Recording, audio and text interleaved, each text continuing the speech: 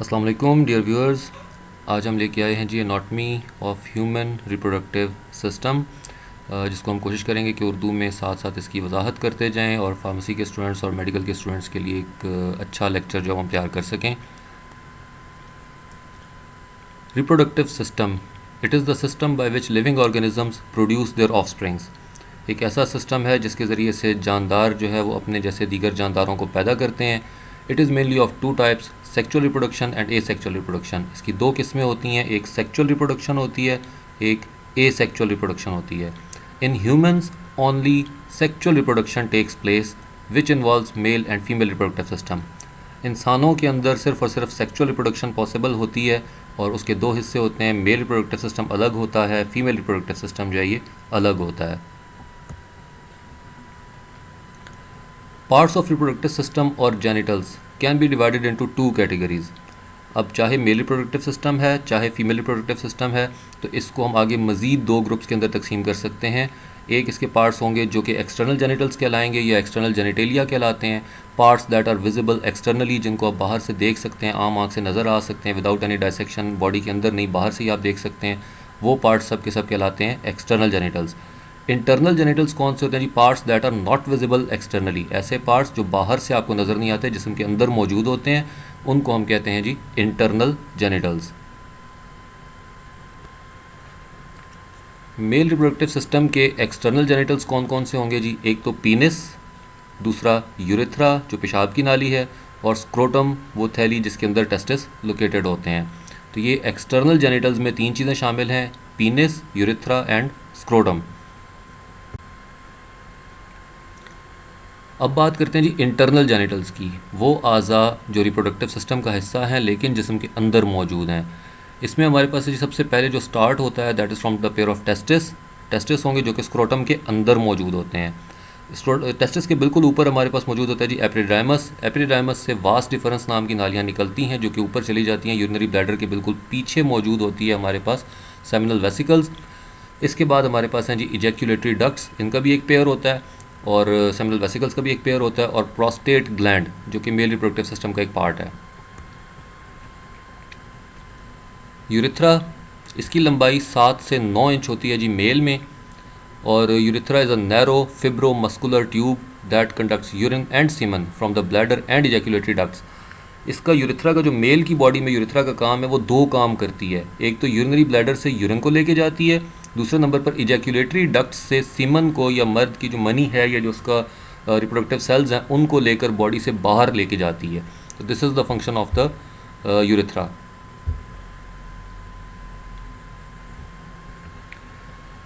Prostate gland, prostate gland is the gland of male reproductive system and urinary system. Male के reproductive system और urinary system का हिस्सा होता है prostate gland. It is oval shaped, बैजवी सी शक्ल का होता है विद अ राउंड टिप, जिसका कि किनारा थोड़ा सा राउंड या गोल लाइनुमा होता है। इट सराउंड्स द बेस और नेक ऑफ द ब्लैडर, और जो आपका मसाना है जो यूरिनरी ब्लैडर है उसकी बिल्कुल बेस के अंदर मौजूद होता है, और यूरेथ्रा के को इसने इर्द गिर्द से घेरा हुआ होता है दो लोब्स की मदद से। तो that is the prostate gland. Seminal vesicles, these are two lobulated sacs situated between the bladder and the rectum। तो जो रेक्टम है, जो बड़े पेशाब का जो रास्ता है या जो उसकी स्टोरेज है, उसके और हमारे यूरिनरी ब्लैडर के बिल्कुल दरमियान में दो थैलियाँ सी मौजूद होती हैं, सैक लाइक स्ट्रक्चर्स होते हैं जिसके अंदर सीमन आके स्टोर होता है।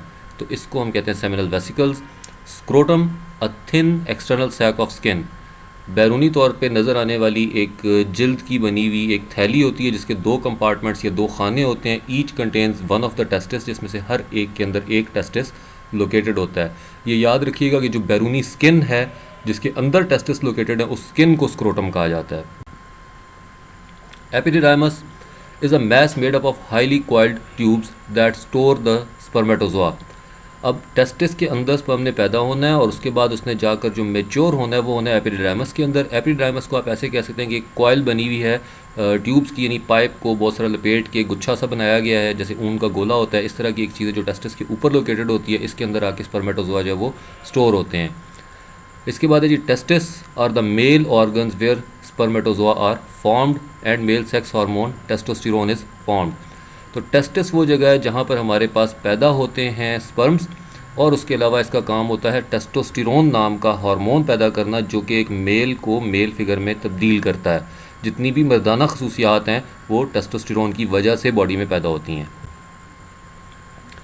फीमेल रिप्रोडक्टिव सिस्टम है जी, इसके भी एक्सटर्नल जेनिटल्स की हम पहले बात करेंगे। Collectively known as vulva is comprised of the following parts.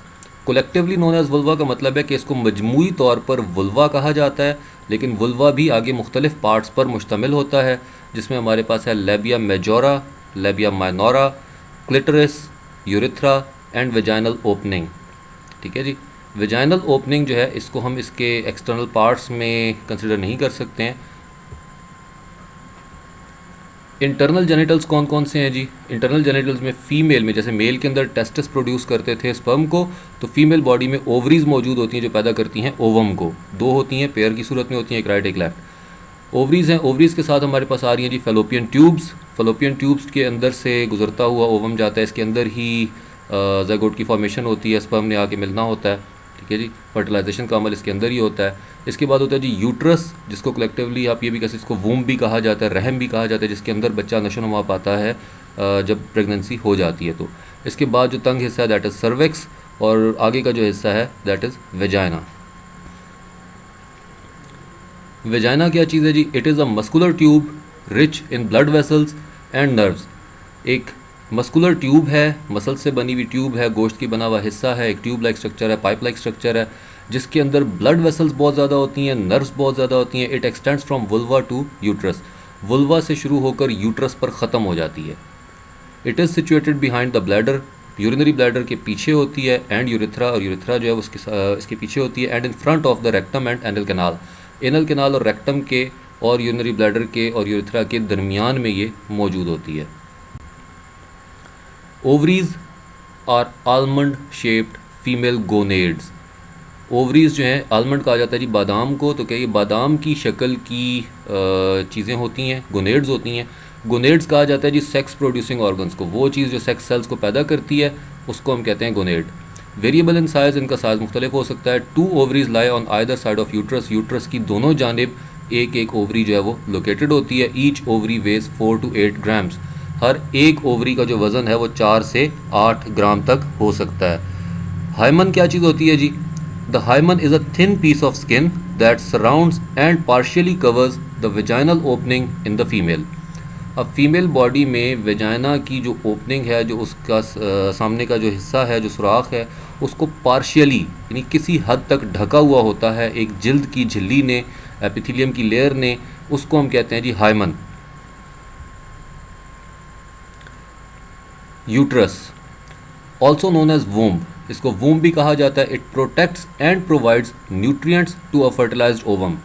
जब ओवम फर्टिलाइज हो जाता है, प्रेगनेंसी का अमल स्टार्ट हो जाता है, स्पर्म आके ओवम के साथ मिल जाता है, उसके बाद ओवम को ग़िज़ाइयत फराहम करना, उसकी हिफाजत करना, that is the function of uterus. Its weight is 30 to 40 ग्राम, 30 से 40 ग्राम तक इसका वज़न हो सकता है।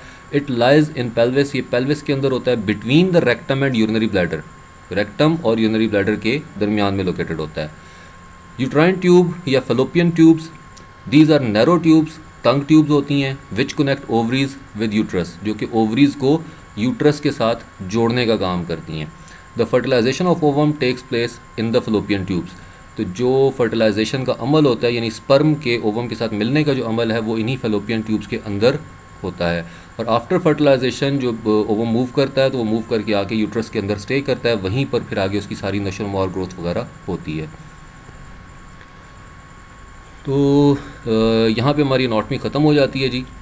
और एक मैसेज आपके लिए कि it takes a lot of time and effort to make a video for you. आपके लिए एक वीडियो बनाने में हमें काफ़ी वक्त भी लगता है और काफ़ी कोशिश भी लगती है। The only return we need is please like, subscribe and share our channel. Thanks.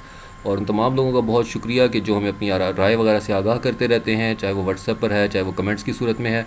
तो प्लीज़ लाइक करें, शेयर करें, सब्सक्राइब करें हमारे चैनल को। बहुत शुक्रिया।